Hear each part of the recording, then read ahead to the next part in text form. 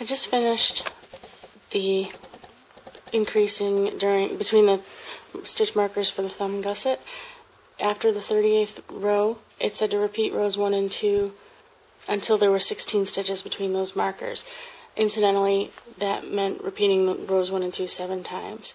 So before I even did the actual work, I planned this out so that I could keep track of how many row 1s and how many row 2s and where I was with my cable stitch, which row was which.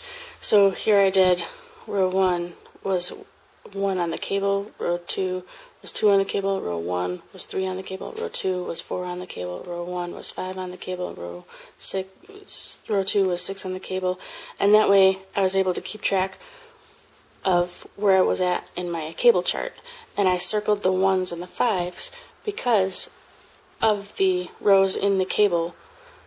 The 1 and the 5 row are the ones where you're actually crossing stitches, and the 2, 3, 4, 6, 7, 8, those are the purl 2, knit 6, purl 2 rows.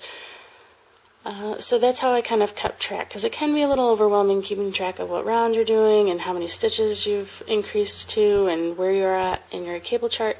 So planning out a little bit, and then just as I went, I checked it off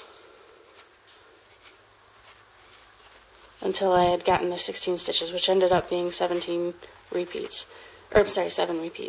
So the next thing the directions say to do after you have your 16 stitches between your markers for your thumb gusset is to knit to the last stitch before the first marker and make one. So we're going to knit to the last stitch before the first marker. Here's our needle 1, and this is going to be row 7 of the cable, which is a purl 2, knit 6, purl 2 row. 1, 2, 3, 4, 5, 6, purl 2, move my cable marker over, knit till we get to the last stitch before the first marker.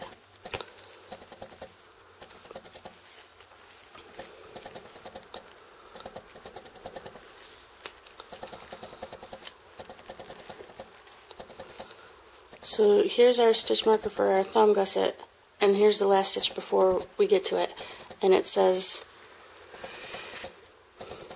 knit to the last stitch before the first marker, make one, trust me on this. So we'll trust her on this, and remember the way you make one is you use your left needle to lift up the little bar between your stitches and then knit it through the back with your right, and now you have one more stitch than you did before.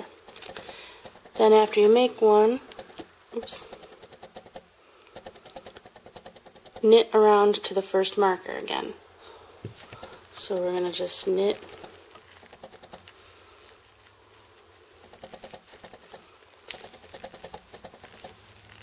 and if the pattern is written right, we're just going to keep knitting the rest of needle 2, all of needle 3, needle 1, and back to this first marker and stop.